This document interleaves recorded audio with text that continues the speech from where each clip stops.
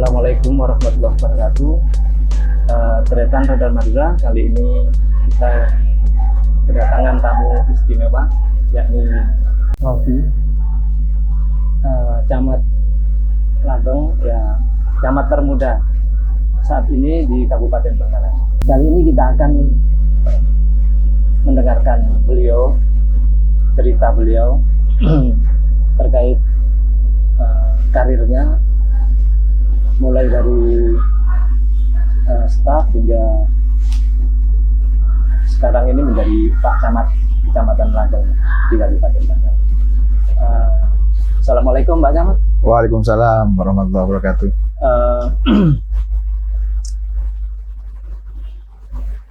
Selama menjabat camat ini, apa kesan-kesan Bapak dalam, utamanya ada saat pandemi COVID-19 ini? Ya, terima kasih.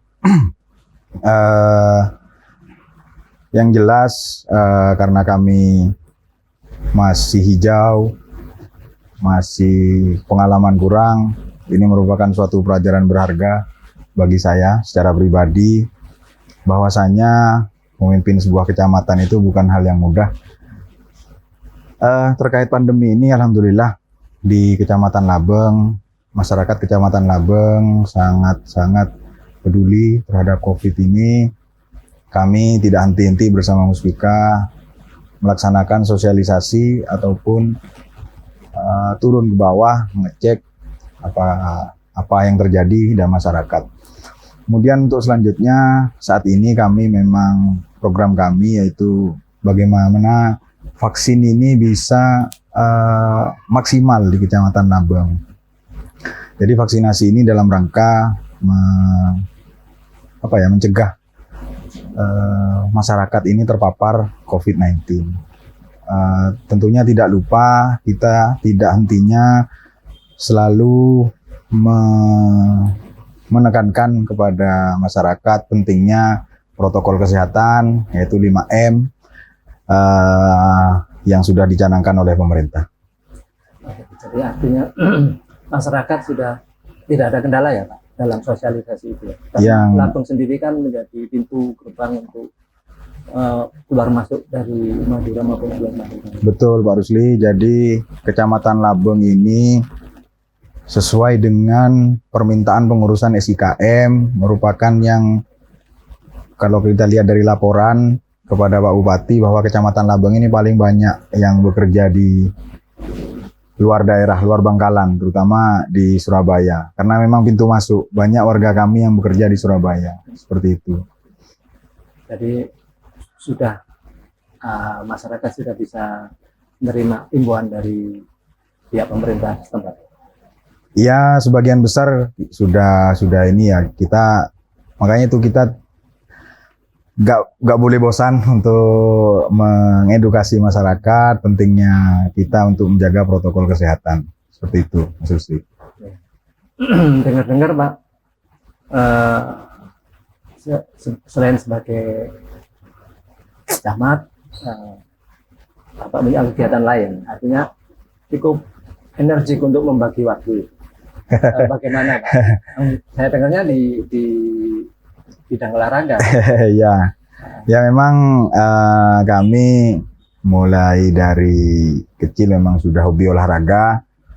Jadi kebetulan sekarang juga saya menjabat Ketua AFK Asosiasi Futsal Kabupaten Bangkalan.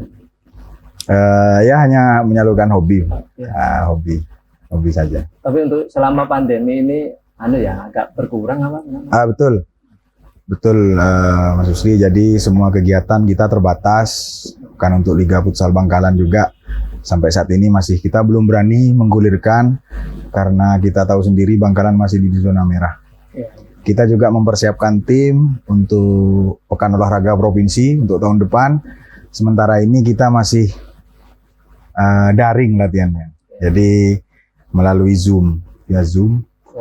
Jadi ya masing-masing atlet di jadwal sudah oleh pelatih, kita Zoom latihannya. hanya untuk jaga kondisi supaya ketika nanti sudah latihan, kondisi pemain tidak terlalu drop. Seperti itu tujuannya.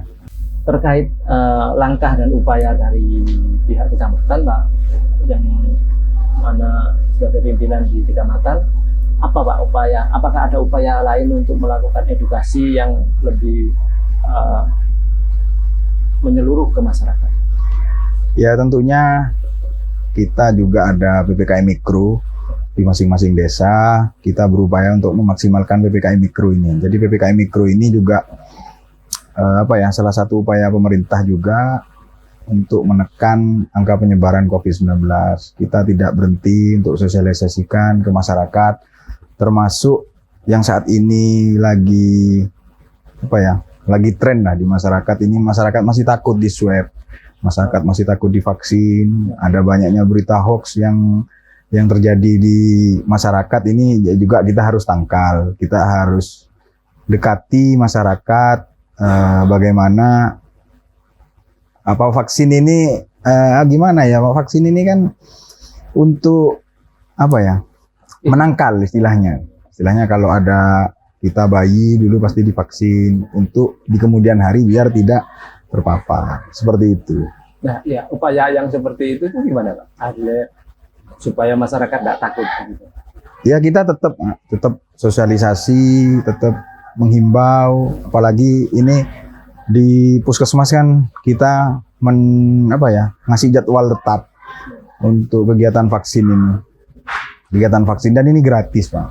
Baik masyarakat yang mau periksa swab untuk mengetahui kondisi dirinya ataupun vaksin itu sudah ada jadwalnya dari puskesmas. Upaya kita ke sana seperti itu supaya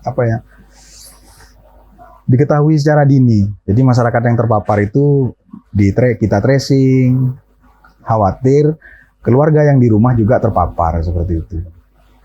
Jadi termasuk edukasi supaya masyarakat sadar akan pentingnya vaksin itu ya Pak? Betul. Jadi vaksin ini kan ya banyak lah. Ya namanya berita hoax ya. Karena yang sekarang terjadi banyak hoaxnya sama yang benar itu. Jadi itu yang perlu kita kita tangkal. Seperti itu. Iya, kita luruskan.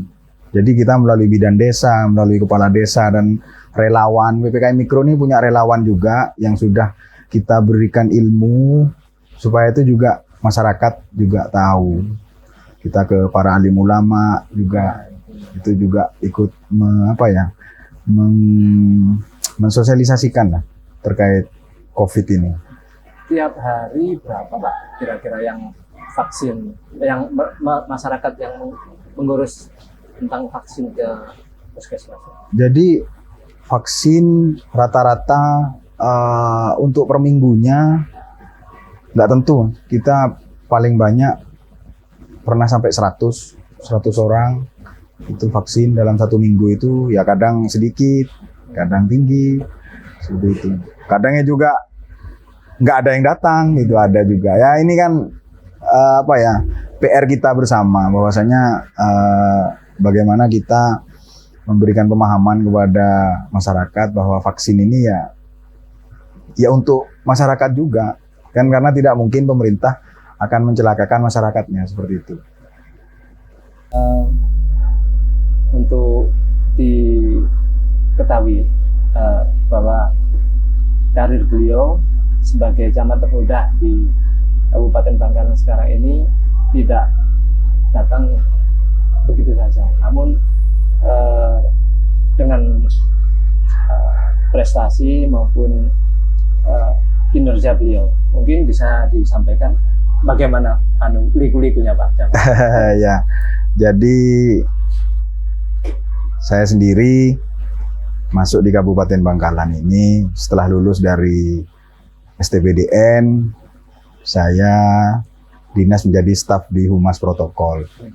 Kebetulan saya jadi ajudannya almarhum Bapak Bupati, almarhum Raden Kiai Haji Fuad Amin. Itu selama dari 2009, 2011 saya dimutasi jadi kasih pemerintahan di Kelurahan Keraton. Kemudian 2012 saya mutasi lagi jadi lurah di Kelurahan Pejagan. Kemudian di 2017 saya jadi kabid ketahanan dan kesejahteraan keluarga di Dinas Keluarga Berencana Pemberdayaan Perempuan dan Perlindungan Anak. Kemudian di 2019 saya dimutasi lagi jadi camat di Kecamatan Labeng. Seperti itu, Pak. Ya mungkin itu gambaran kami dari staf. Ya tidak langsung jadi camat saya. Seperti itu, Pak Rusli. Penuh pengalaman, Mbak ya. Dan sampai di kelurahan dengan sekarang di kecamatan. Itu dari berbagai pengalaman ini yang paling mungkin enjoy itu yang di jabatan yang mana? Saya kira semua jabatan ya ada, semua bisa diambil hikmah. Apalagi kembali lagi, saya masih muda, saya masih perlu banyak belajar. Ya sampai sekarang pun saya nggak berhenti belajar, karena saya juga kalau secara pengalaman kalah lah sama rekan-rekan saya, terutama misalnya rekan-rekan saya yang camat itu juga mereka pasti punya pengalaman, lebih banyak pengalamannya daripada saya, karena saya secara usia intinya apa ya, kayak masih anak-anak gitu. Iya. Berkeluarga tahun berapa? Alhamdulillah saya berkeluarga tahun 2015. Ya, istri saya satu, berdinas di pos kesehatan Kodim. Kebetulan istri saya juga nakes, dokter gigi. Juga. Putri saya satu. Oke. Selain sebagai abdi negara, Pak, ya. Kegiatan lain mungkin di bidang olahraga atau pertanian mungkin ada ya, Pak? Ya, sampai saat ini saya masih tetap stabil. Mulai dari dulu saya masih aktif di olahraga. Apapun itu olahraga permainan, saya hobi.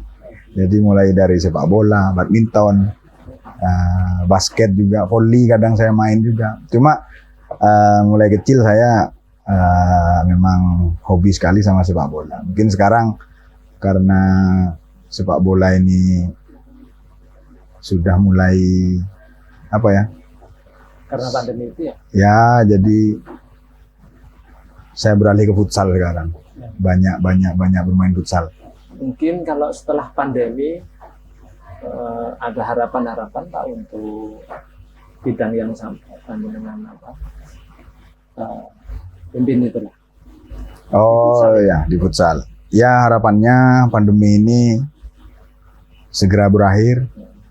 Ya segala aktivitas masyarakat juga bisa normal lagi. Ya utamanya ya kegiatan kami, Pak.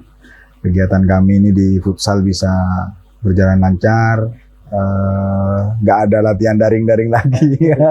Karena memang kalau latihan daring ini apa ya, terbatas, hanya sebatas menjaga kondisi seperti itu. Dan juga kita juga mau persiapan Pekan Olahraga Provinsi tahun 2022. Kami mohon doa untuk masyarakat Bangkalan supaya cabang olahraga futsal ini bisa berbicara di tingkat Provinsi Jawa Timur. Syukur-syukur kalau bisa dapat medali emas. Pak Camat, yang terakhir ya, mungkin ada pesan atau harapan dari panjenengan khususnya untuk masyarakat.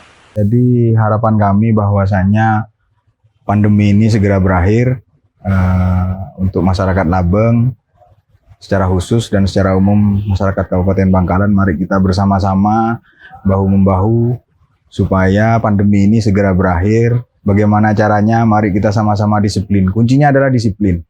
Dan kita harus komunikasi. Dan kita harus jujur.